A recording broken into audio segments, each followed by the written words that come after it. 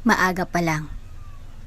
Gising na si Clarice Navarro habang nagluluto ng lugaw para sa kanyang inang si Aling Delia na may iniindang diabetes at hika. Hindi niya maiwasang mapaluha.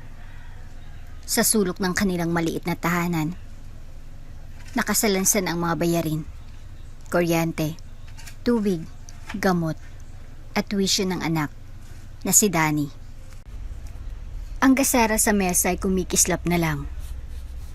At ang tanging laman ng kanilang kaldero ay isang pirasong lumang tuyo at kaunting kaning lamig.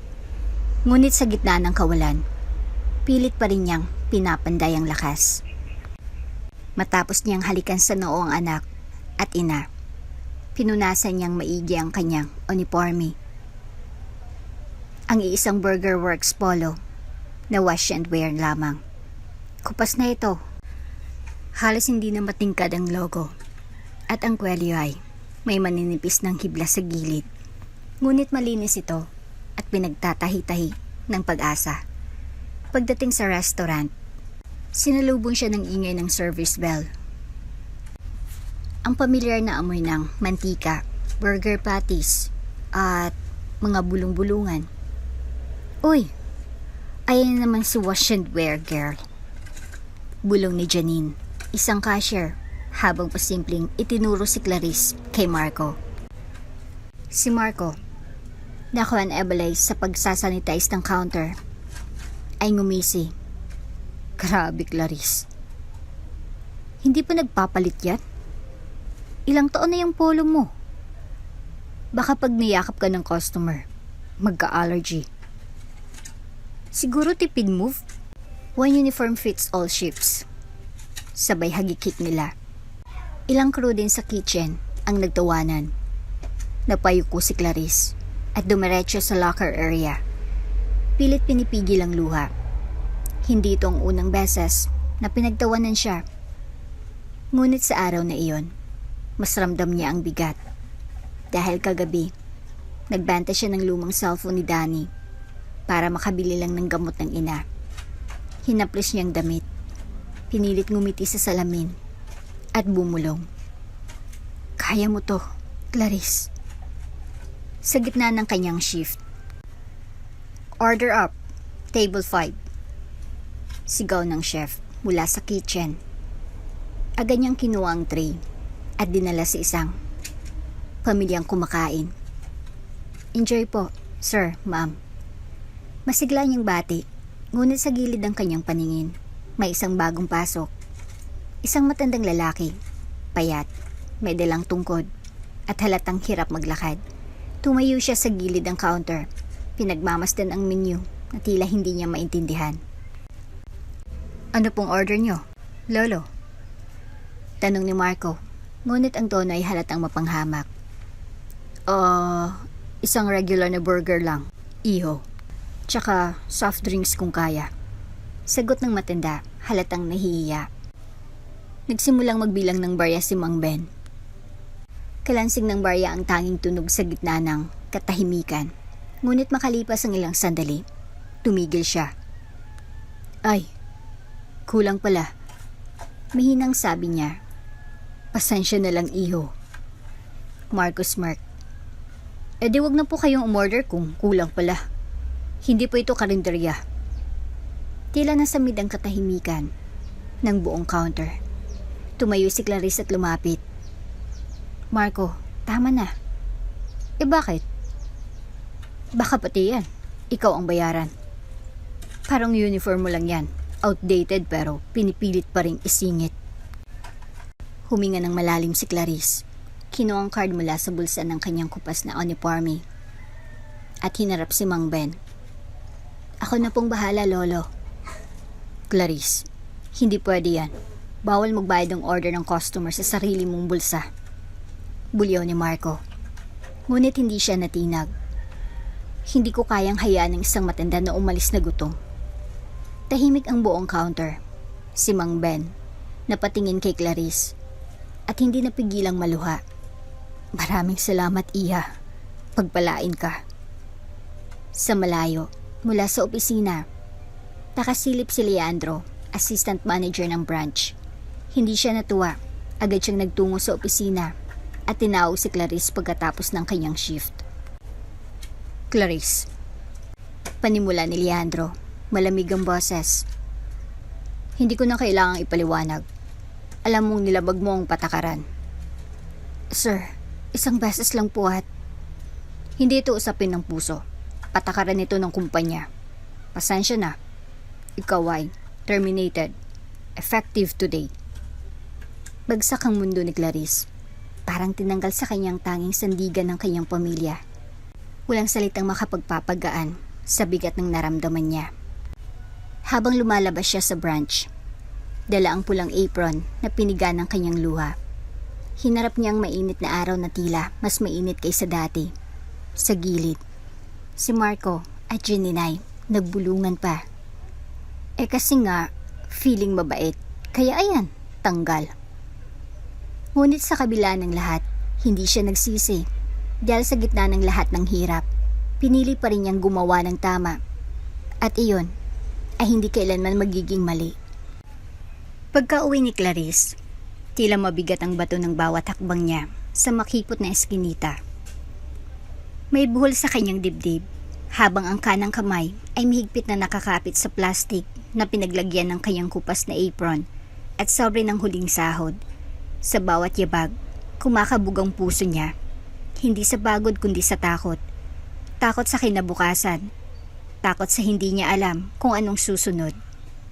Sa pintuan ng kanilang maliit na barong-barong, sumalubong ang marahang tinig ng kanyang ina. Si Aling Delia, na nakaupo sa lumang sofa, maputla, payat, at may hawak na bote ng maintenance medicine. Kalahating laman na lang. Ayan ang anak kong masipag. Mahina nitong bati, pilit ang ngiti. Ngunit agad nitong napansin ang pamumutla at bakas ng pagod sa mukha ng anak. Anak? Anong nangyari? Hindi nakasagot si Clarice. Napaupo siya sa tabi ng ina at biglang tumulo ang mga luhang kanina pa niyang pinipigilan. Yumakap siya rito ng mahigpit, buong araw niyang tinatagan ng sarili, pero sa yakap ng ina, naglaho ang lahat ng pagpipigil. Nay, wala na po akong trabaho. Bulong niya sa gitna ng paghikbi. Napasinghap si Aling Delia. Ngunit wala itong sinabing pangaral. Wala ring tanong. Sa halip, hinaplos lamang nito ang buhok ni Clarice, paulit-ulit. Para bang inalo ang sugat ang anak. Tahimik lang ang mag-ina, parehong umiiyak, ngunit parehong nagpapalakas. Ilang saglit pa, bumukas ang pintuan ng maliit na silid ni Danny, ang anak ni Clarice. Bitbit nito ang kanyang inhaler at isang sulat. Mama, kinuha ko na po yung reseta sa kapitbahay. Sabi po nila baka pwedeng ipa-deliver na lang sa suking butika. Napilitan si Clarice ngumiti. Salamat anak. Butit na alala mo. Ngunit sa loob-loob niya, nasasaktan siya. Paano niya mababayaran ang gamot na iyon kung wala na siyang sahod sa susunod na linggo? Hindi pa man siya nakakasagot sa tanong sa sarili. Biglang nanlambot ang katawan ni Aling Delia. Napayuko ito at kinabig ang dibdib. Nay? Nay! Danny, tawagin mo si Ate Linda. Sabihin mo dalhin yung tricycle. Sigaw ni Clarice habang niyayakap ang ina. Hindi niya na inantay pa. Sa kabila ng panginginig ng tuhod, binuhat niya ang kanyang ina palabas ng bahay. Wala siyang pakialam kung anong damit niya ay marumi o ang tsinelas niya ay butas. Ang mahalaga, may ligtas si Aling Delia. Pagdating sa pinakamalapit na ospital, halos napaluhod si Clarice sa receptionist. Ate, emergency po. Bumagsak po ang sugar ng nanay ko. Diabetic siya, please. Kailangan niya ng insulin. Nanginginig na sabi niya. Teka lang po ma'am, may admission fee po muna. Wala pa akong pera ngayon, pero maawa naman po kayo. Baka pumamatay ang nanay ko. Nakita ng nurse ang kalagayan ni Aling Delia. Agad itong lumapit at tinulungan sila. Sige, admit na to. ICU agad, emergency to. Dinala sa loob si Aling Delia habang si Clarice ay naiwan sa labas. Nakaluhod, humahagulhol. Sa tabi niya, si Danny yakap ang nanay, parehong tahimik na umiiyak. Matapos ang ilang oras ng gamutan, lumabas ang doktor. Stable ng nanay mo. Bumaba lang talagang sugar. Mabutit na isugod agad. Walang salitang kayang makapantay sa ginhawang naramdaman ni Clarice. Salamat po, Dok. Salamat talaga. Pagka-uwi nila, ang liwanag ng kalsada lamang ang nagsilbing ilaw sa loob ng bahay. Pagbukas ni Danny ng switch, wala. Patay ang kuryente. Nay, mukhang naputulan na po tayo. Ani Clarice, pilit na magaan ang tono. Hindi din siya nagulat. Matagal niya nang pinagsasabay-sabay ang bayarin. Pero ngayong wala na siyang trabaho, unti-unti na itong bumigay. Napabuntong hininga siya. Ngunit mabilis siyang tinakpan ng lungkot. Okay lang, Nay. Bumili ako ng sardinas. Yun na lang pong ulam natin. Magkakandila na lang tayo. Sa maliit na mesa, nagsalong 3 ng kanin at sardinas. Ang huling 50 pesos sa bulsa ni Clarice. Ang ipinambili niya nito. Habang kumakain, sinusubukang magkwento ni Clarice ng magaan na bagay tungkol sa mga aso sa eskinita. Sa balita, kahit anong pwedeng pag-usapan, basta hindi ang hirap. Sa likod ng bawat ngiti niya, nanlalambot ang kanyang loob. Pero sa bawat subo ng ina at anak niya, napapalitan iyon ng tibay. Pagsapit ng gabi, habang natutulog ang kanyang ina at si Danny, tahimik na umupo si Clarice sa gilid ng papag. Binuksan niya muli ang kanyang cellphone. Wala pa ring reply mula sa mga pinasahan niyang trabaho. Ibinaba niya ito at napatingin sa kesame. Panginoon, kung naririnig niyo po ako, kabayan niyo po ako. Ayokong sumuko, pero pagod na po ako. Habang binubulong niya ang dasal, bumaba ang isang luha mula sa kanyang mata. Ngunit sa gitna ng dilim at katahimikan, isa lang ang malinaw sa puso niya. Hindi siya titigil. Para sa ina, para kay Danny, at para sa sarili niyang paniniwala na ang kabutihan ay may kapalit, kahit minsan matagal dumating. Habang pinapahid ang luha gamit ang laylayan ng kanyang sando, biglang tumunog ang cellphone. Ano number? Nag-alinlangan siyang sagutin, pero sa huli, pinindot din niya ang green button. Hello, Clarice Navarro? Tanong ng isang lalaking boses, malalim, may hinahon. Opo, sino po sila? Balik niyang tanong, nakakunot ang noo. Ako si Sebastian, may-ari ng Burger Works branch na pinagtrabahuan mo. May naisa na akong pag-usapan sa'yo. Libre ka ba bukas ng hapon? Para naputol ang hininga ni Clarice. Siya yung may-ari? Opo sir, libre po ako. Mabuti, kita tayo bukas sa Cafe Elena, 3 p.m. sa may tapat lang ng City Hall. Pagkababa ng tawag, hindi makapagsalita si Clarice. Parang nilukuban ng kaba at pag-asa ang puso niya. Bakit siya nagpapatawag? Galit ba siya? May reklamo ba sa kanya? Pumintig sa kaba ang dibdib niya, pero pinilit niyang huminga ng malalim. Siguro, ito na yung sagot na hinihintay ko. Hindi niya alam kung anong mangyayari sa pagkikitang iyon, pero buang loob niyang haharapin ito. Maagang nagising si Clarice kinabukasan. Mama?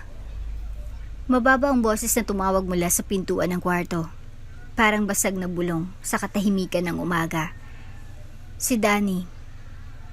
7 taong gulang. Nakayuko habang hawak ang sirang notebook. Namumugto ang mga mata, pulang-pulang ilong, at nangingindig pa ang mga balikat. Nagmamadaling lumapit si Clarice. Agad lumuhod sa harapan ng bata. Anak, bakit? Sinaktan ka ba? May masama bang nangyari? Hindi agad sumagot si Danny. Bagkus ay tuluyang napaiyak. Isinubsob ang mukha sa balikat ng ina-inahan at doon pinakawalan ang sakit na kinikimkim mula sa paaralan. Sinabi po ni Nareya na ampun lang daw ako. Hikbing-hikbing sabi ng bata. Wala raw akong tatay. At hindi niyo raw ako totoong anak kaya wala raw akong karapatang magsabi na may mama ako. Parang may pumunit sa dibdib ni Clarice. Sa sandaling iyon, nais niyang yakapin ang buong mundo. para lang protektahan si Danny sa lahat ng sakit. Dahan-dahan niyang inangat ang mukha ng bata. Pinahid ang luha nito gamit ang nanginginig na kamay. Danny, mahina ngunit buo ang tinig niya. Makinig ka sa akin, anak. Hindi mo man ako kadugo, pero ikaw ang pumuno sa puso ko. Ikaw ang dahilan kung bakit ako lumalaban araw-araw. Tinitigan siya ni Danny, puno ng tanong ang mga mata. Pero mama, totoo po ba? Hindi po ba talaga ako galing sa inyo? Huminga ng malalim si Clarice, pilit na inaayos ang basag na tinig. Oo anak, hindi ikaw ang galing sa tiyan ko. Pero ikaw ang hinihiling ko sa Diyos ng buong puso. Ang mama mo, si Ate Liza, ay matalik kong kaibigan. Nung iniwan siya ng lalaking ama mo, siya lang mag-isa nung nanganak siya. May nangyaring hindi inaasahan. At bago siya pumikit, ako ang inabutan ng kamay niya. Ang sabi niya, Clarice, mahalin mong anak ko. Lalong bumuhos ang luha ni Danny. Kaya po pala, kayo yung tumayong mama ko. Oo anak, mula noon, hindi na kita iniwan. Pinili kita, araw-araw pinipili kita. Hindi dahil kailangan ko, kundi dahil gusto ko, dahil mahal na mahal kita. Higit pa sa kaya kong ipaliwanag, wala sa dugo ang pagiging ina, Danny. Nasa puso, nasa sakripisyo, nasa pagmamahal. At tandaan mo ito anak, kahit kailan, hindi ka magiging ampun sa akin. Ikaw ang anak ko. At wala akong pagsisising inako ko yun. Tuluyang yumakap si Danny. Humihikbi pa rin pero mahigpit na. Mama, salamat po. Ayaw ko pong mawala kayo. Hindi ako mawawala anak. Sagot ni Clarice habang dinadaba ang init ng yakap ng batang minahal niya ng buo. Kahit kailan, kahit anong mangyari, pangako ko yan. Kahit buong mundo pa ang kumalaban sa atin, hindi kita bibitawan. Walang salitang sapat para ilarawan ang tagpong iyon. Isang yakap ng dalawang kaluluwang pinagtagpo, hindi ng dugo, kundi ng tadhana at malasakit. Sa gitna ng kahirapan, iyon ang yaman ni Clarice, ang pag-ibig na pinili niya ibigay at tinanggap ng buong buo. Pagkalipas ng ilang minuto, nang tuluyang tumahan si Danny, pinabaunan nito ni Clarice ng mahigpit na halik sa noo at isinakay sa tricycle papuntang bahay ng kapitbahay para may magbantay habang siya ay aalis. Tiningnan niya pa itong lumingon mula sa bintana ng tricycle. May bahid pa ng lungkot pero may ngiti na rin. Nang tuluyang mawala sa paningin si Danny, saka lamang siya nakahinga. Doon pa lamang tumulo ang luha na kanina pa niya pinipigil sa likod ng bawat ngiti. At ang kanyang panalangin na sana may panghawakan pa siyang lakas para sa anak. Sana, sa susunod na kabanata ng kanilang buhay, mabigyan siya ng pagkakataon. At sa pagkakataong iyon, papunta na siya sa isang meet-up na maaring magbago ng lahat. Muntik na siyang hindi makaalis, pero ngayon, mas determinado siyang patunayan na kaya niyang itaguyod ang pamilyang pinili niya kahit gaano pa kahirap ang daan.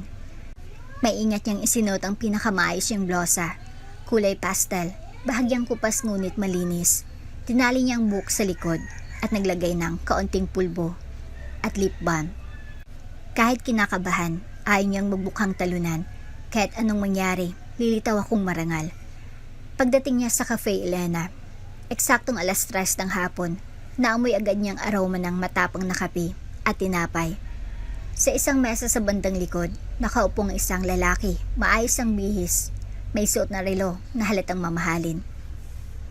At may presensyang hindi madaling baliwalain.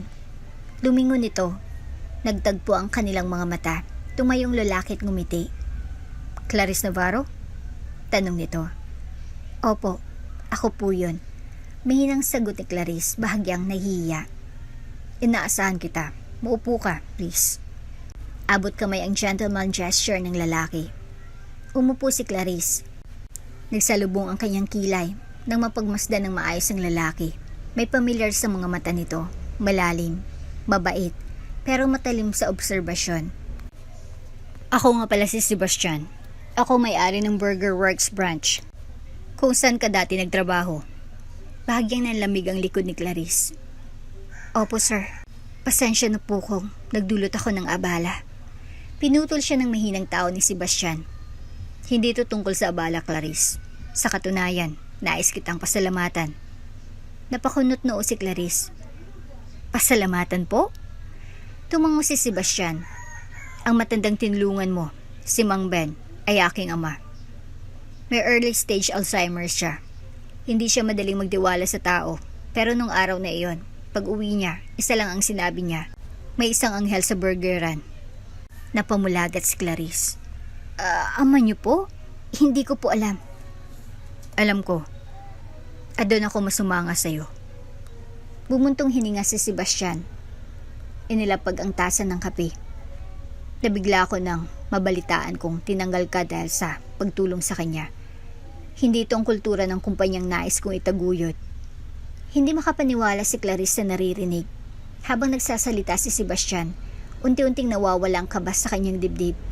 Pero may umusubong na panibago, isang matinding pagkalito, at isang hindi maipaliwanag na damdamin. Maganda si Sebastian sa paningin. May matikas na tindig, maayos na pagkakaayos ng buhok, at may ngiting tila. May kasamang pananabik. Hindi rin nakaligtas kay Sebastian ang hitsura ni Clarice. Ngayon lamang niya ito nakita ng malapitan. Simple, oo, pero may taglay na ganda at dignidad na bihira niyang masilayan. Sa bawat paggalaw nito, may likas na kabaitan at lakas. Hindi niya inasahan ng babaeng itinuring niyang simpleng crew. Ganito kaganda, kagalang-galang, at kaakit-akit. Ngunit pareha silang professional, pareho nilang pinilit itago ang nararamdaman, pilit na pinanatiling nasa toon ng usapan. Iyan ang dahilan kung bakit kita ipinatawag. Pagpapatuloy ni Sebastian. Clarice, nais kong ialok sa iyong posisyon bilang General Manager ng Burger Works Branch. Parang sumabog ang puso ni Clarice sa gulat. Sir? Halos pabulong niyang sabi. Alam kong hindi mo ito inaasahan. Sagot ni Sebastian, bahagyang ngumiti. Pero matapos kong basahin ang iyong records, kinausap ko rin ang ilang dating kasamahan mo. Consistent ang sinasabi nila, masipag, responsable, may malasakit. At higit sa lahat, may puso para sa serbisyo. Iyon ang gusto ko sa isang leader. Pero, sir, wala pa akong karanasan sa pamumuno. At baka isipin ng iba, nilalandi ko kayo para makuha ang posisyon. Napayuko siya sa hiya. Hindi sumagot agad si Sebastian. Tinitigan lang niya si Clarice. Hindi sa paraang mapanghusga, kundi tila sinusuri ang lalim ng damdamin nito. Clarice, sabay lakas loob na sabi ni Sebastian. Hindi lahat ng promotion ay dahil sa diploma. Minsan, mas mahalaga ang karakter. At alam kong hindi ka ganyan. Kaya huwag kang mag-alala sa sasabihin ng iba. Ako ang may-ari. At akong humirang sa'yo. Hindi dahil sa kung ano, kundi dahil sa kung sino ka. Napaluha si Clarice. Agad niyang pinunasan iyon.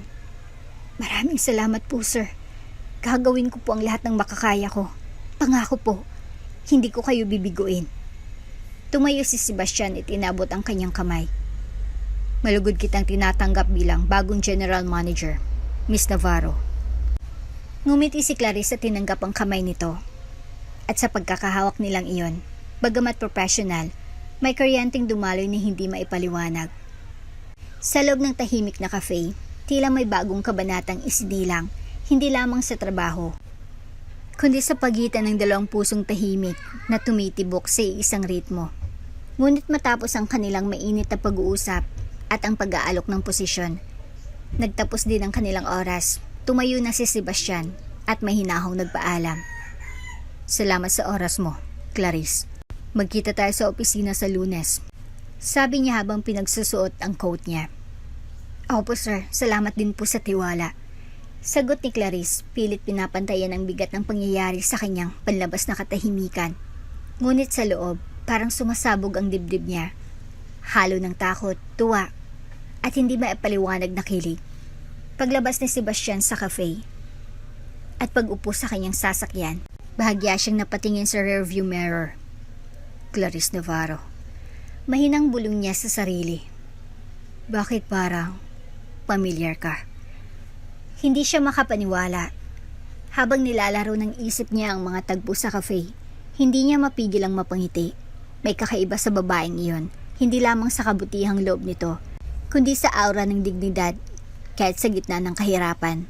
At higit sa lahat, maganda ito. Hindi yaong palaban o palamuti, kundi isang ganda na banayad, totoo at likas. Simpleng hitsura, simpleng galaw, pero may hatak na mahirap ipaliwanag.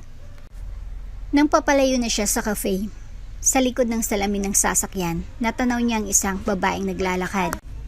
Payat, nakaluway ang buhok, at tanga ng lumang tote bag na tila puno ng papel at lumang gamit. Si Clarice. Naglalakad dito sa gilid ng kalsada, hawak ang damit sa dibdib.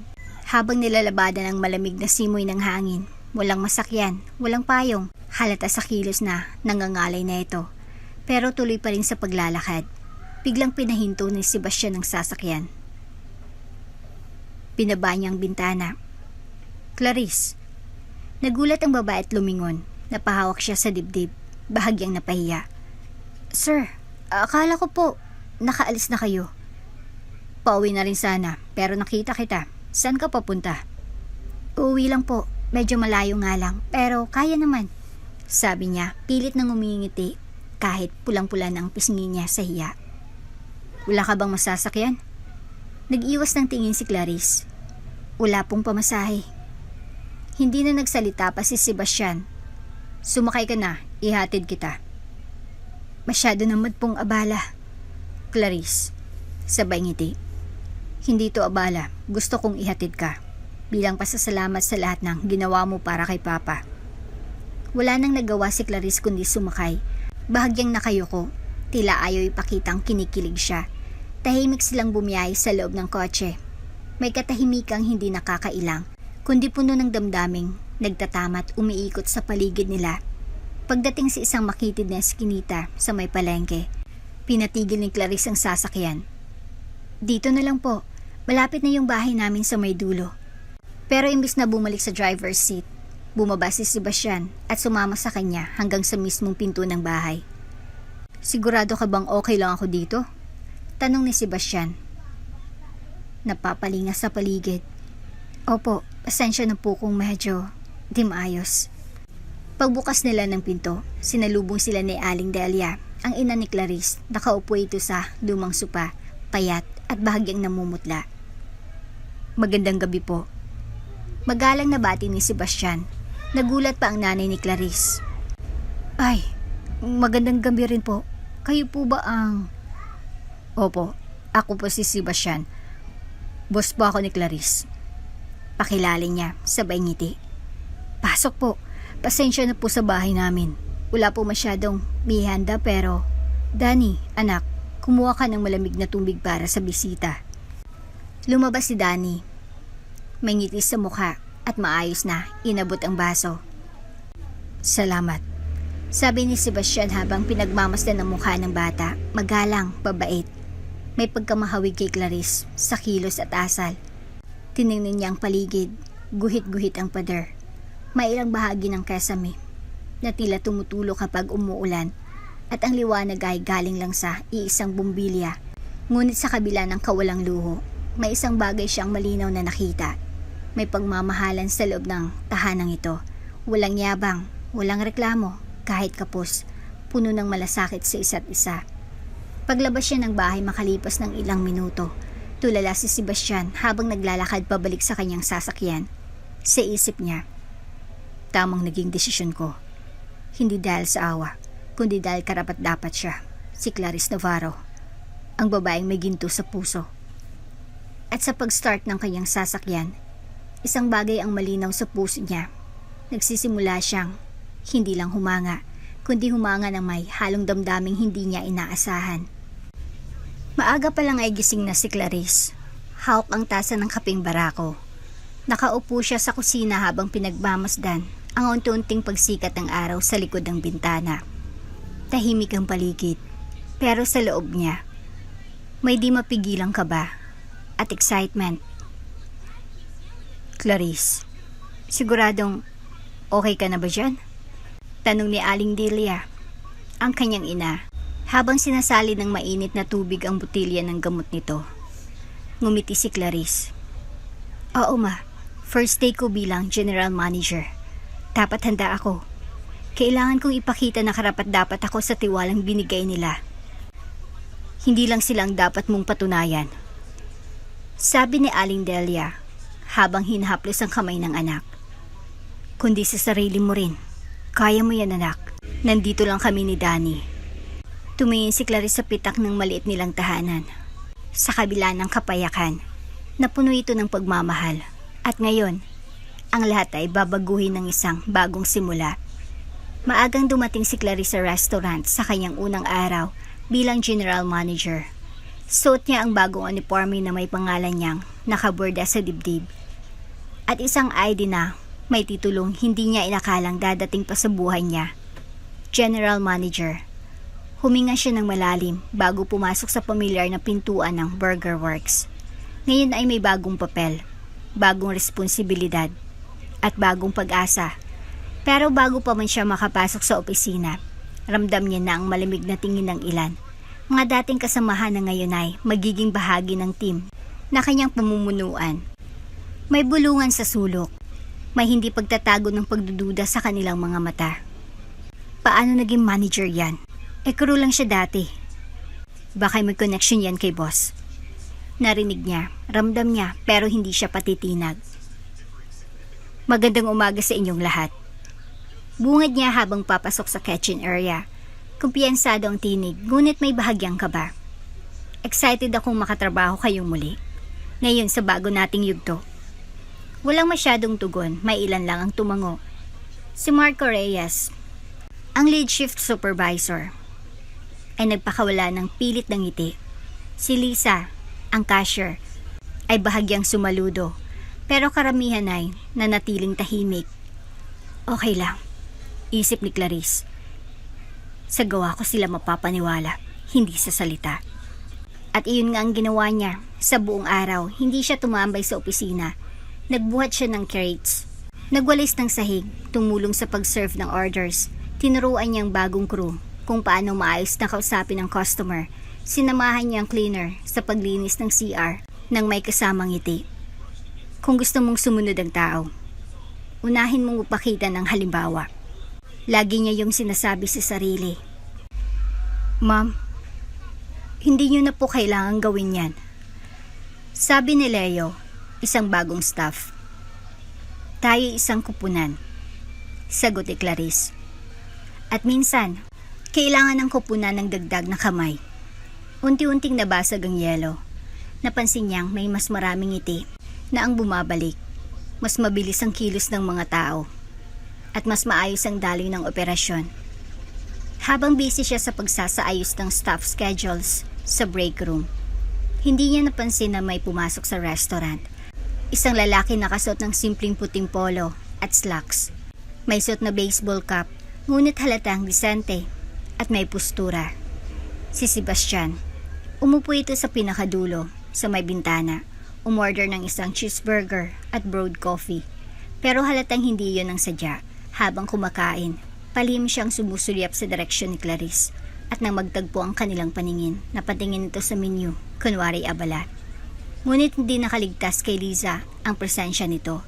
Lumapit ito kay Clarice. Manager, si Sir Sebastian yata yung andon. Ha? Saan? Mabilis ang sagot ni Clarice, bagamat alam niya na napatingin siya saglit sa direksyon ni Sebastian. Nakasalubong niya ang isang ngiti. Siguro, chinecheck lang niya ang progress natin. Dagdag pa ni Lisa, clueless. Pero, parang ibang titig sa'yo. Manager ha? Tumigil ka nga dyan. Sabay ngiti ni Clarice, ngunit ramdam ang pamumula ng kanyang pisngi. Hindi ito pwedeng maging ganito. Hindi dapat. Hindi kami pareho ng mundo. Lumipas ang mga araw at linggo. At tila naging rutina ng mga bigla ang pagbisita ni Sebastian. Lagi siyang may dahilan. Routine inspection. Papirma lang ng payroll. Dagkataon lang na gutom ako. Pero si Clarice, alam niyang may ibang dahilan. Minsan, nadatnan niya si Sebastian sa dining area na nag-aayos ng menu suggestions. May mga gusto akong baguhin sa specials. Aniya habang nakatingin kay Clarice, hindi sa papel. Sigurado ka bang pagkain ang tinitingnan mo, boss? Biro ni Clarice na agad niyang pinagsisihan. Ngumiti si Sebastian. Hindi ba obvious?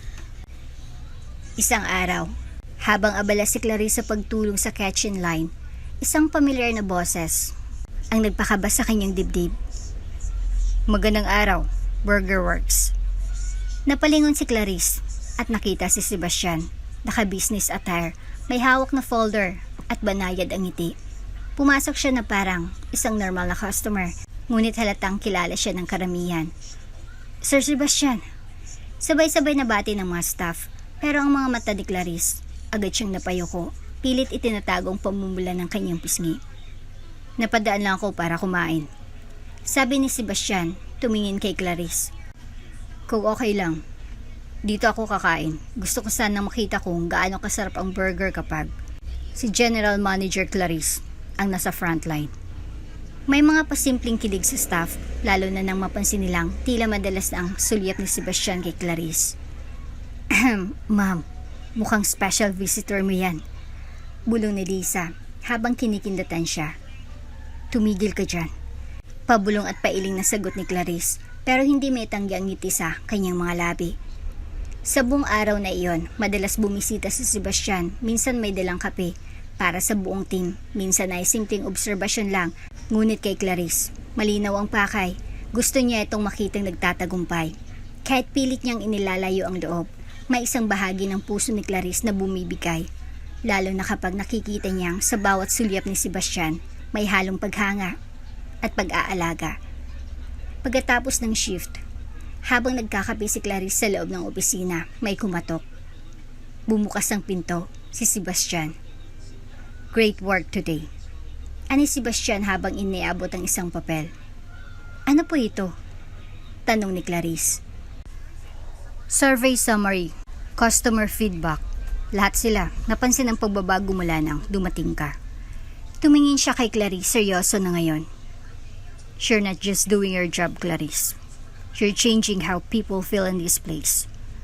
Nagtama ang kanilang mga mata, sandaling katahimikan, isang tensyon na punong-puno ng hindi binibigkas na damdamin. Salamat, sir. Mahina niyang sagot. Sebastian. Correct ni Sebastian, pabulong.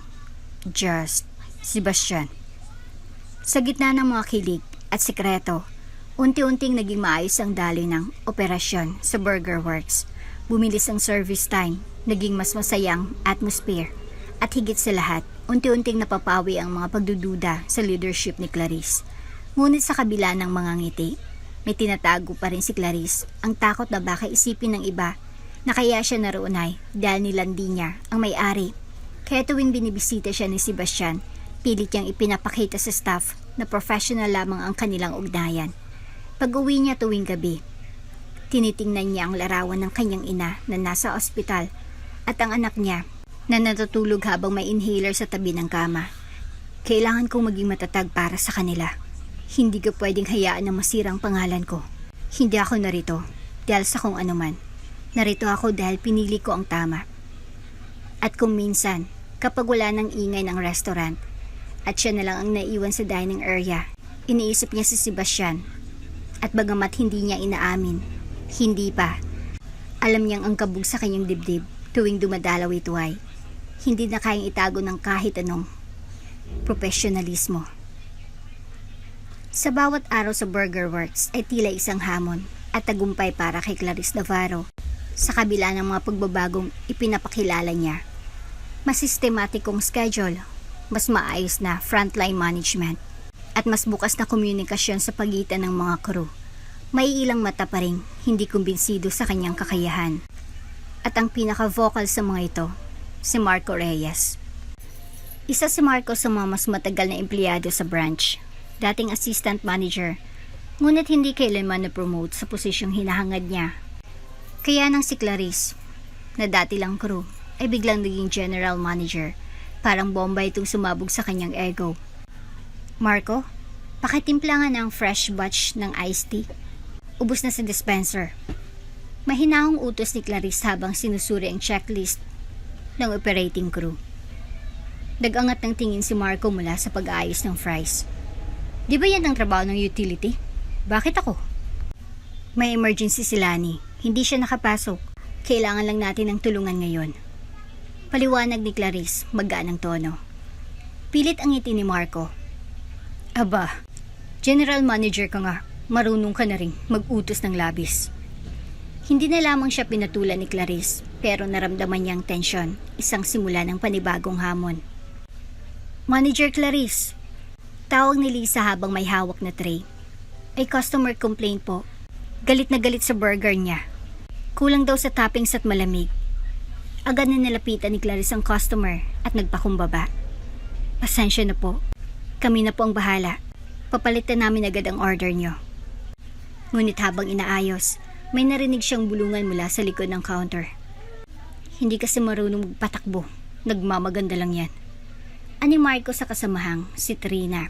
Bahagyang tinatakpan ng bibig pero hindi sapat para hindi marinig. Clarice, wika ng district supervisor habang hawak ang isang folder ng reports. May 3 likramong natanggap sa head office tungkol sa branch nyo. Poor service, matagal na release, at kulang sa inventory. Anong nangyayari? Napakurap si Clarice. Sir, inaayos po namin ang sistema. May kaunting delay dahil sa adjustment, pero wala pong intentional na kapabayaan. Si Marco ang nag-submit ng report. Ayon sa kanya, marami kang hindi nababantayan dahil masyado kang hands-off. That's not good. Dagdag ng supervisor, seryosong tono. Parang tinapunan ng malamig na tubig si Clarice. Hands-off? Halos araw-araw nga siyang nasa frontline. Paglabas ng opisina, sinalubong siya ni Marco, nakangiti. Okay ka lang, Clarice? Mukhang pinagalitan ka. Hindi siya sumagot, pinili niyang dumaan, ngunit ramdam niya ang panginginig ng kanyang kamay. Pinaglalaroan niya ako. Habang nagpapahinga, napansin ni Clarice ang ilang staff na biglang tumatahimik nang dumaan siya. Baka nga may connection lang talaga siya kay Sir Sebastian. Narinig niyang bulong ni Trina. Lakas ng loob maging manager tapos ganyan. Hindi niya na napigilan, lumabas siya sa lounge. At nagkulong sa opisina, pinilit niyang pigilan ng pagluha. Ngunit sa likod ng kanyang pagod at sakit, buwang kanyang pasya. Hindi siya susuko. Nagbukas ang pintuan ng restaurant habang siya ay nagbibilang ng inventory. Si Sebastian, suot muli ang paboritong cap. Napadaan lang ako. Aniyang ngumiti. Okay ka lang? Hindi siya sumagot agad, tumango lang si Clarice, pero hindi nakaligtas sa matalas na mata ni Sebastian ang pamumugto ng kanyang mata. May problema ba? Tanong nito, may pag-aalala. Wala sir, normal lang napagod, marami lang akong inaayos. Sabay ngiting pilit ni Clarice, tumango si Sebastian ngunit hindi na nagpumilit pa. Kung kailangan mo ng tulong, you can always call me. Salamat po. Habang lumalalim ang gabi at unti-unting nagsasarang Burger Works, nanatiling nakaupo si Clarice sa kanyang opisina. Sa harap niya, nakalatag ang mga ulat, reklamo at schedule. Sa kanyang puso, may kirot. Hindi lamang sa paninira ni Marco, kundi sa mga staff na dati niyang kaibigan na ngayon tila hindi na naniniwala sa kanya. Pero hindi siya pinanghinalaan. Sa halip, pinangako niya sa sarili. Hindi ako narito para magpabida. Narito ako para gumawa ng tama. Kahit masakit, kahit mag-isa. Isang hapon, habang abala si Clarice sa pag-update ng weekly inventory reports, narinig niya ang ilang staff na nagbubulungan sa break room. Narinig mo ba? Si Clarice raw. May special treatment kay Sebastian. Kaya siya na-promote. Sabi ni Marco na pasimpleng pinaparinig sa iba. Hindi ba't parang too good to be true? Biglang manager tapos madalas pa na bisitahin ni Sir Sebastian? Dagdag pa niya. Tila may ilang nahikayat sa kanyang mga salita pero may ilan din na tahimik lang. Pinipiling huwag pumatol sa intriga. Sa loob ng opisina, ramdam ni Clarice ang kakaibang lamig mula sa ilang miyembro ng team. Napapansin niyang hindi na siya gaanong kinakausap ng iba gaya ng dati. Sa halip na makipagkulitan sa break room, madalas ay may bigla ang katahimikan kapag siya'y dumarating. Sa kabila nito, nanatili siyang professional. Kung may issue kayo, bukas ang opisina ko. Paalala niya sa isang team meeting. Ang tiwala at respeto ay mahalaga sa trabaho natin. Kung may mga tanong o agam-agam, mas mabuti kung diretsahin natin ang pag-usapan. Ngunit sa bawat hakbang niya ng kabutihan, tila may bayang anino ng paninira na sumusunod sa kanya. Makalipas ang ilang araw, napansin ni Clarice na may mga dokumentong nawawala. May mga sales receipts, ilang daily reports na siya mismo ang gumagawa. Nagsimula rin ang ilang kakaibang pagbabago sa cash register tally, mga discrepancy na hindi niya maalala kung kailan nangyari. Pinagpawisan siya ng malamig. Sinong may access sa mga files na ito? Tanong niya kay Lisa. Yung regular lang po ma'am, ikaw, ako, at si Marco. Sagot ng dalaga habang may halatang kaba sa tono.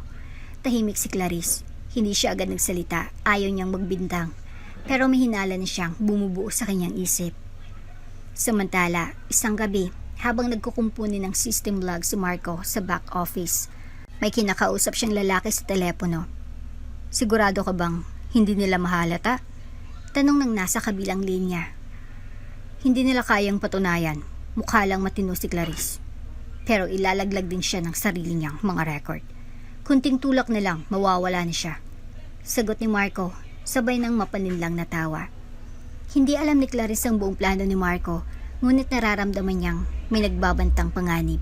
Sa isang gabi ng pag-uwi, habang nakasandal sa malamig na pader ng kanilang tahanan, napaluha siya. Bakit ganito? Ginawa ko lang naman ang tama.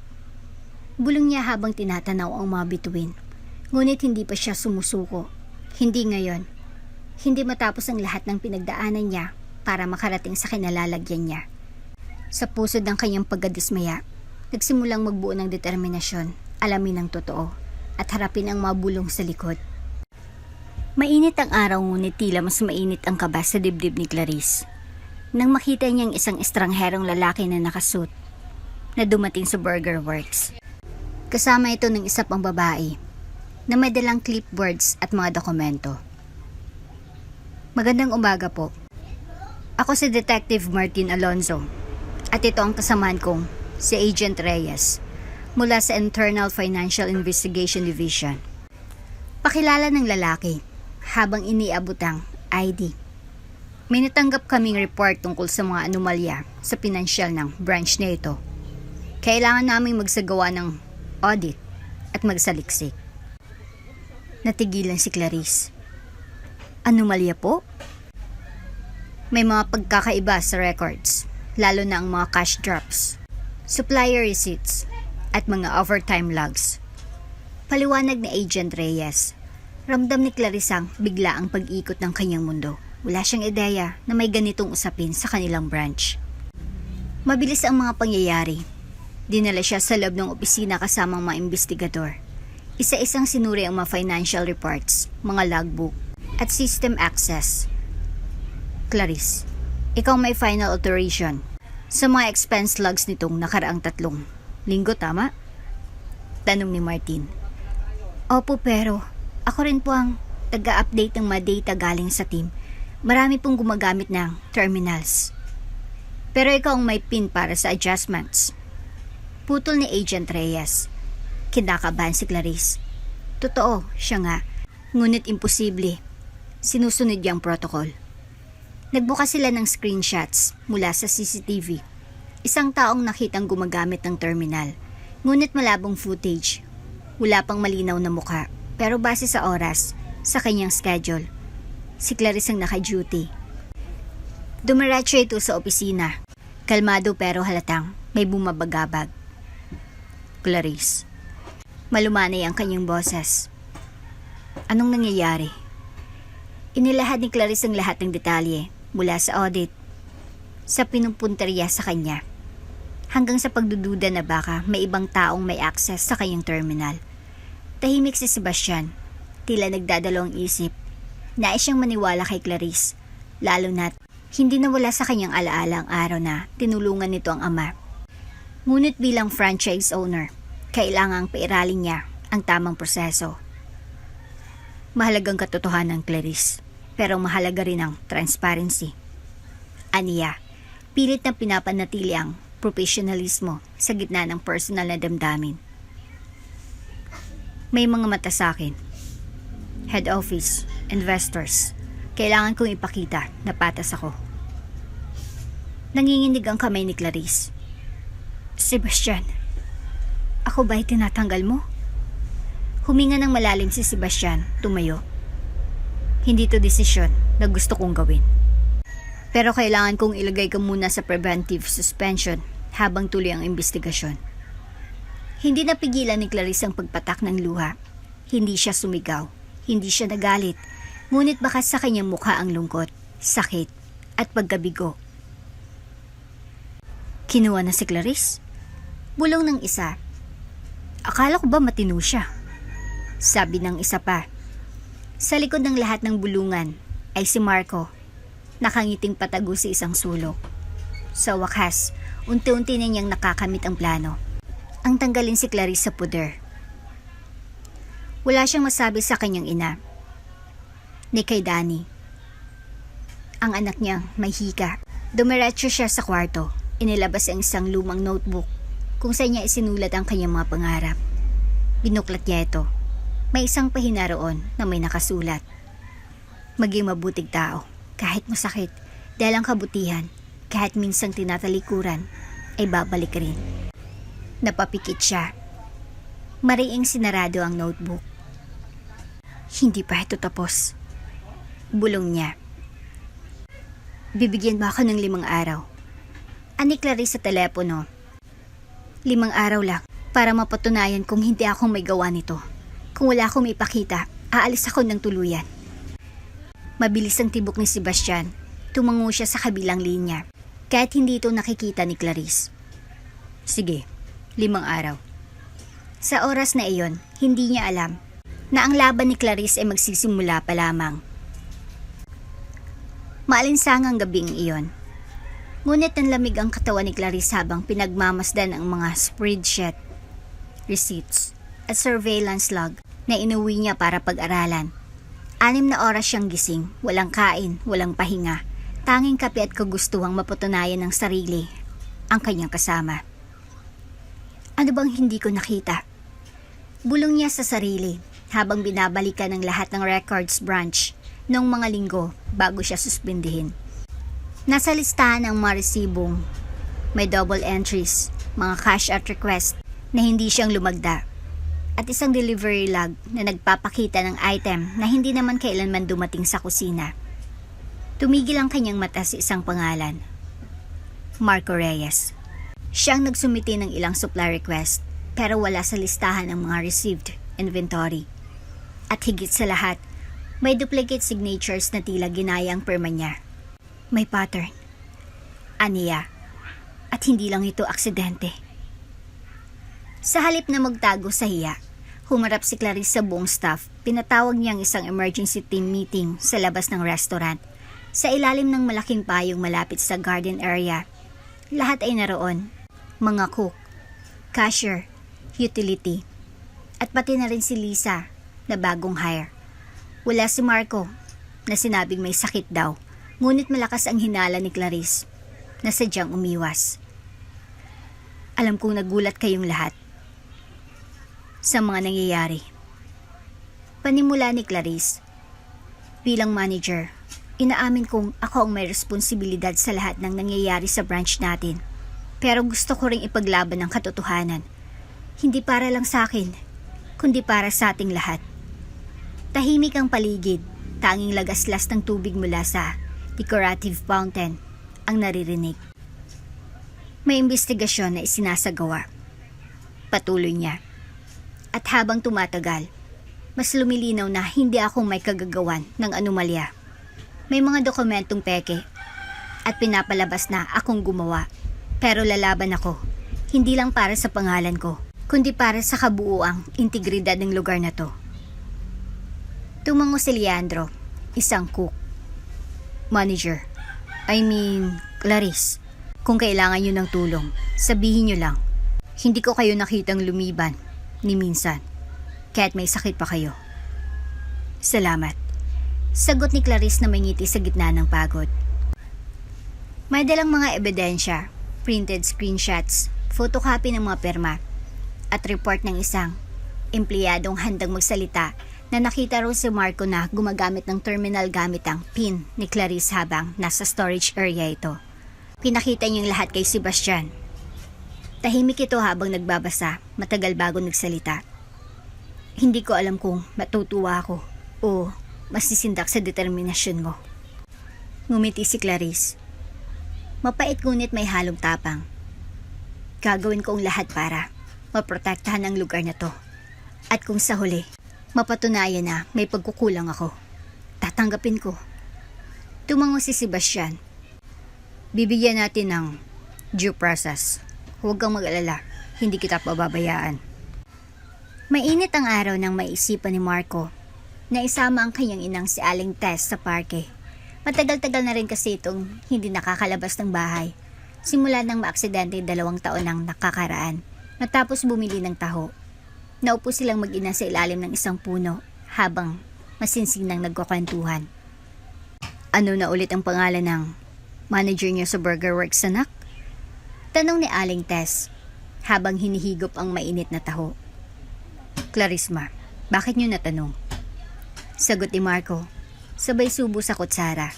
Ngunit bago pa makasagot ang ina, napatigil ito at napatitig sa di kalayuang bahagi ng parke. Anak, siya yun. Sabay turo ni Aling Tess sa isang babae na nakaupo, mag-isa sa isang bench, yakap ang kanyang bag at halatang umiiyak. Napalingon si Marco. Si Clarice. Siyang nagdala sa akin sa ospital noon. Nung naaksidente ako sa kalsada.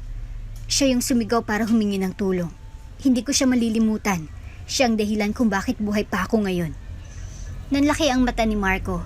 Parang binuhusan siya ng malamig na tubig. Napako sa kinatatayuan. Anong siya? Sigurado ka ba, ma? Anak, hindi ko makakalimutan ang mukha ng taong yun. Siyang tumakbo kahit umuulan, sumisigaw ng tulong. Hindi ako iniwan hanggang dumating ang ambulansya.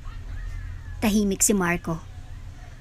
Naghalo ang guilt at pagkalito sa kanyang puso sa bawat araw na pinapahirapan niya si Clarice sa trabaho.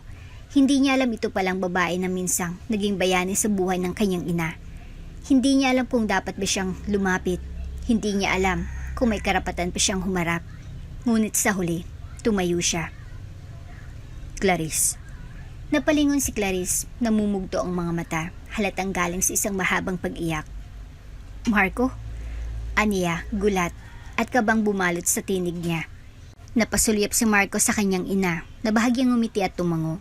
Hudyat na siya ang bahala. Pwede ba tayo mag-usap? Mahinang tanong ni Marco. Sandali lang.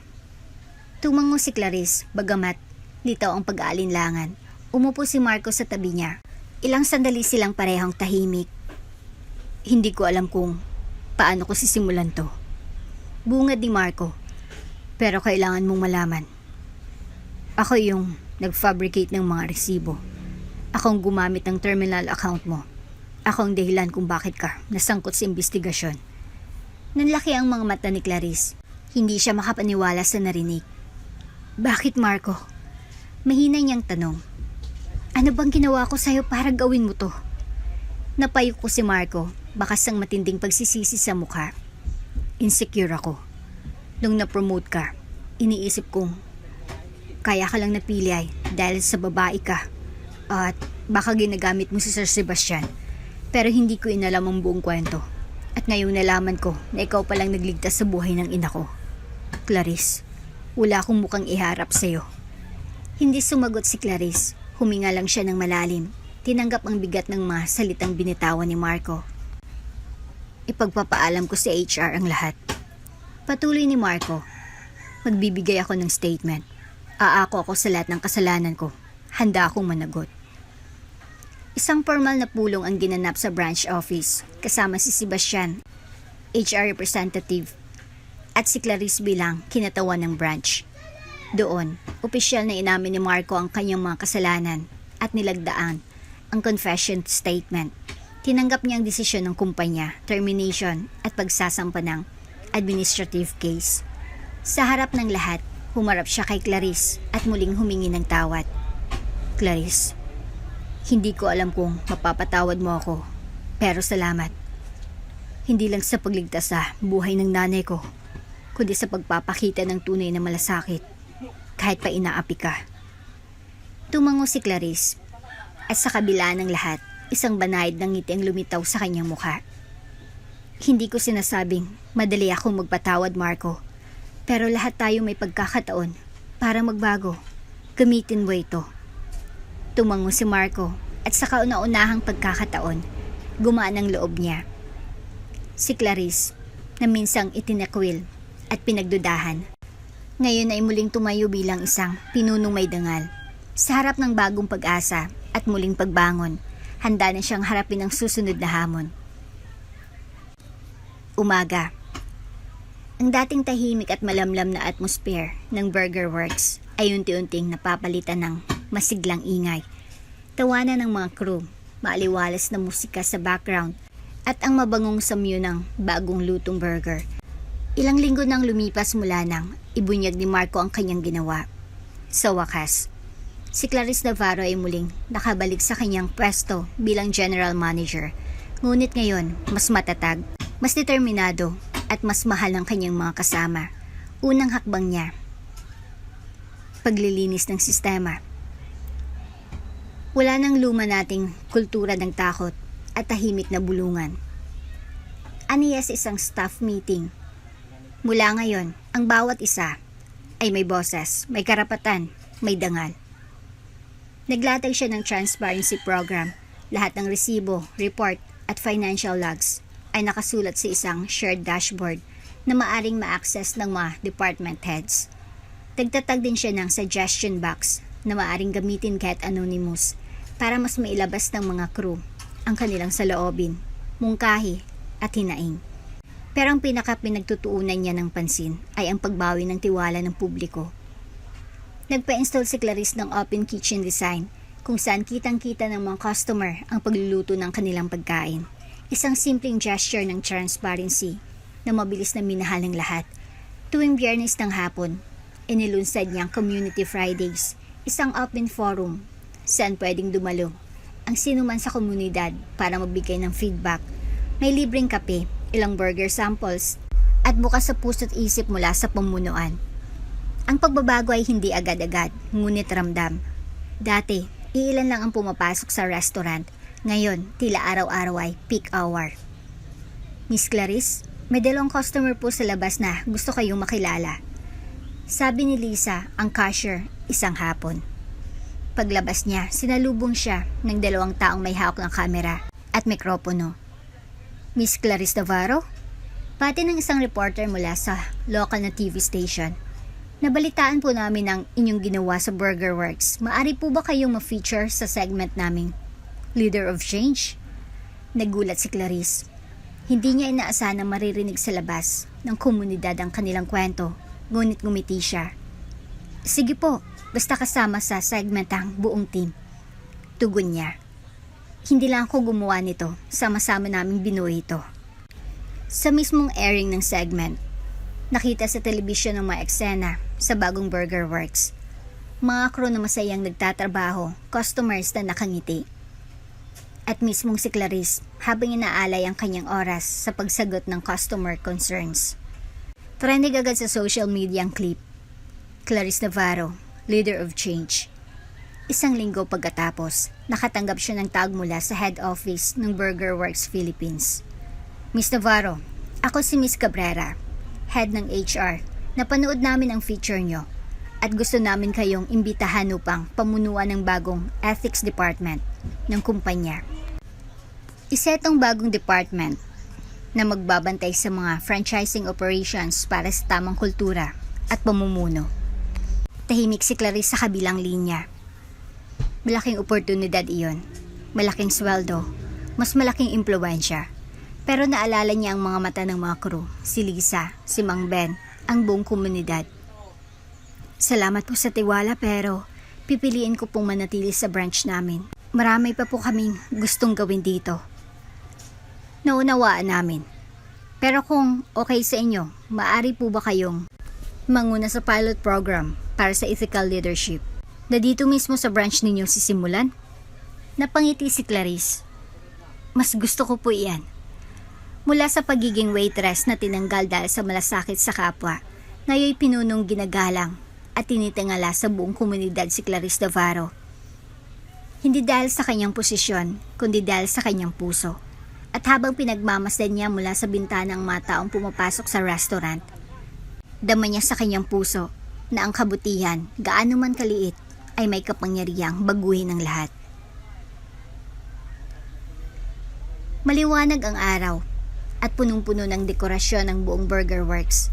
Mga lobo na pula at dilaw, banderetas na nakasabit sa kesame, at malaking tarpaulin na may nakasulat, "Ikalawang taon ng pagbabago, sama-sama sa integridad at malasakit." Habang pinagmamasdan ni Clarice Navarro ang masiglang kapaligiran mula sa loob ng opisina, may bahagyang ngiti sa kanyang mga labi. Mahirap paniwalaan na 2 taon lang ang lumipas mula nang siya'y mapatalsik dahil lang sa pagtulog sa isang matandang walang pambayad. At ngayon, siya nang dahilan kung bakit ang branch na ito ay kinikilala bilang modelo ng itikal na pumumuno sa buong bansa. Lumabas siya at sinalubong ng malalakas na palakpakan mula sa buong team. "Clarice!" tawag ni Lisa habang bitbit ang isang maliit na cake na may nakasinding kandila. "Wish ka muna!" Napangiti si Clarice at mihinang pumikit. Para sa patuloy na kabutihan, para sa mga taong patuloy na naniniwala. Pagbukas niya ng mga mata, nagulat siya sa narinig na malakas na anunsyo mula sa labas.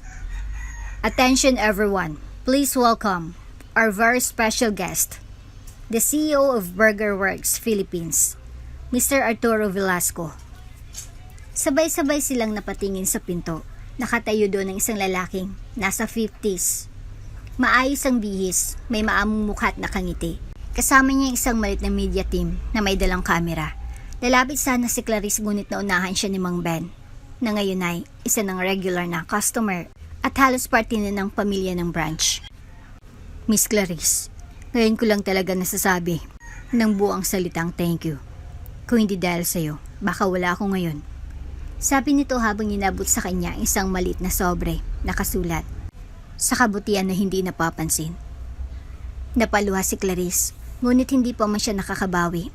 Lumapit na si CEO Velasco. "Mr. Navarro, ang buong organisasyon ng Burger Works ay utang sa inyo ng isang malaking pagbabago, hindi lang sa sistema, kundi sa puso ng aming negosyo." Inabot nito ang isang maliit na glass trophy. May ukit na, "Clarice Navarro, tagapagtaguyod ng integridad at malasakit. Sa mga panahon ng kabutihan ay bihirang piliin. Ikaw ay nagpakita ng tapang at dahil sa iyo, nagsimula ang panibagong panuntunan ng kumpanya. Simula ngayon, bawat bagong branch ay may Clarice program, isang internal policy para sa ethics, community engagement, at leadership by compassion." Nagpalakpakan ang buong team at halos hindi makapaniwala si Clarice sa naririnig. "May isa pa akong alok, Clarice," dagdag ng CEO. "Nais naming ialok sa iyong posisyon bilang Head of Ethical Practices and Social Impact para sa buong bansa." Tahimik ang lahat, nakatingin sa kanya. Ngunit ngumiti si Clarice at marahang umiling.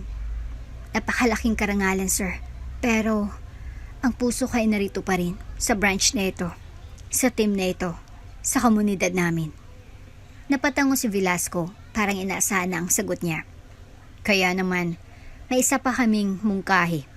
Pumayag ka sanang maging pilot leader ng bagong programa. Habang nananatili ka rito, gamitin mo ang branch na ito bilang modelo ng pagbabago at kapag handa ka, palawakin mo pa ito." Napangiti si Clarice.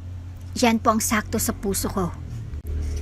Pagkatapos ng selebrasyon, habang ang media ay kumukuha ng malarawan at video ng staff na masayang nagtatrabaho, tahimik na naupo si Clarice sa isang sulok.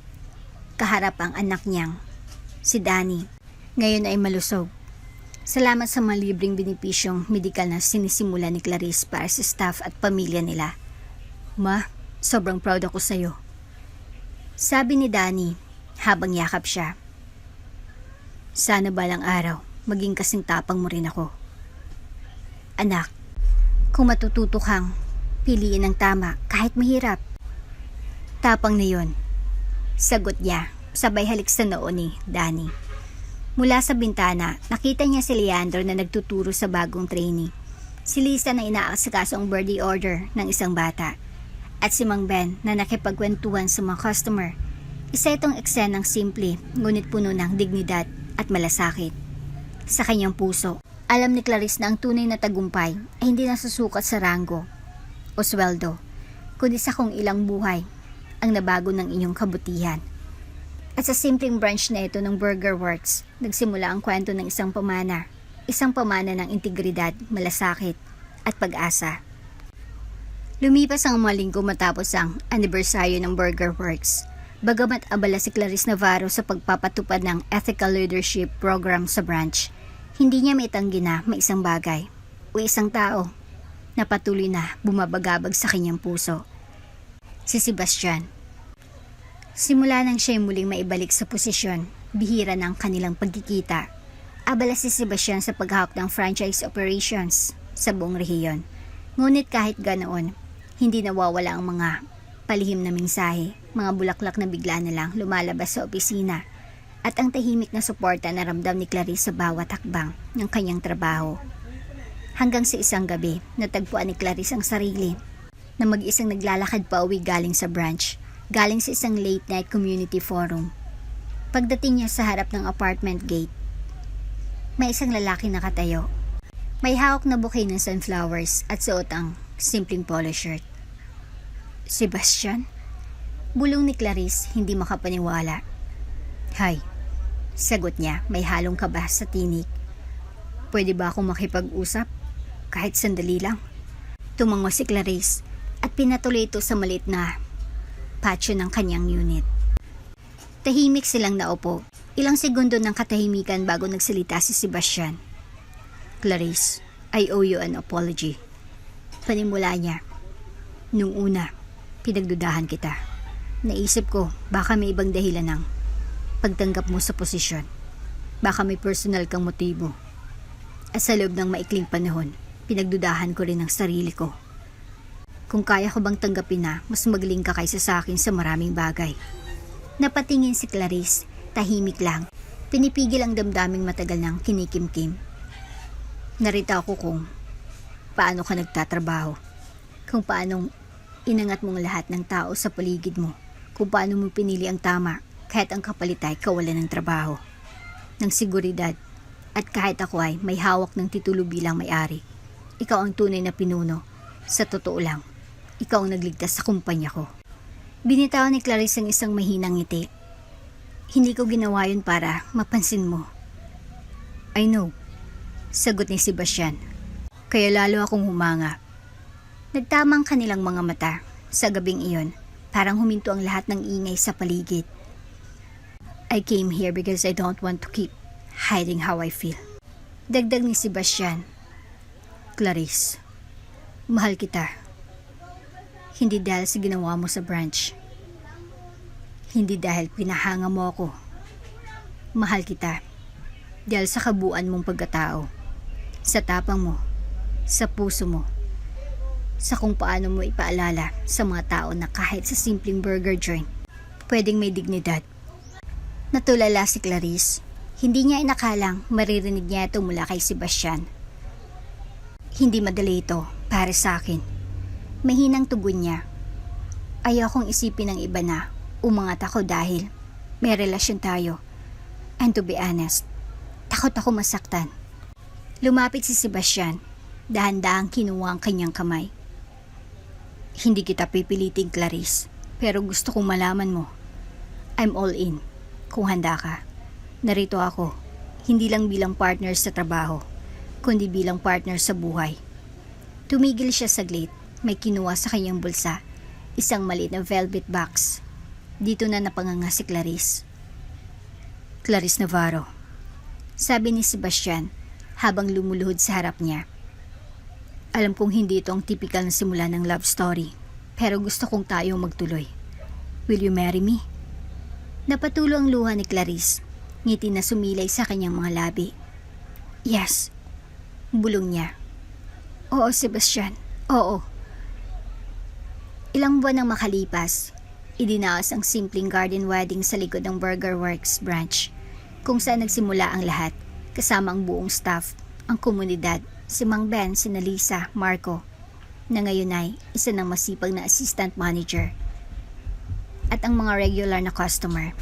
Ang aisle ay pinuno ng sunflower petals. Sa dulo nito, naghihintay si Sebastian, nakaitim na suit, habang si Clarissa ay nakasimpleng ngunit eleganteng puting damit. May makalumang lace at ngiti sa kanyang mukha na walang pantay. Habang binibigkas ng pare ang mga panata, tumingin si Clarissa paligid. Lahat ng taong naging bahagi ng kanyang paglalakbay, lahat ng dumaan sa harap, sakripisyo, at pagbabagong pinili niya. Sa puso niya, alam niyang tamang lahat ng desisyong ginawa niya. Sa bawat I do, at sa bawat palakpakan ng mga tao, isang bagay lang ang malinaw. Ang kabutihan, kahit maliit, ay kayang baguhin ang mundo. At sa burger joint na minsang naging saksi ng kanyang pagkakatanggal, isang bagong simula ang isinulat, isang kwento ng pag-ibig, malasakit, at walang hanggang pag-asa. At dito na nga po nagtatapos ang ating kwento. Hanggang sa muli.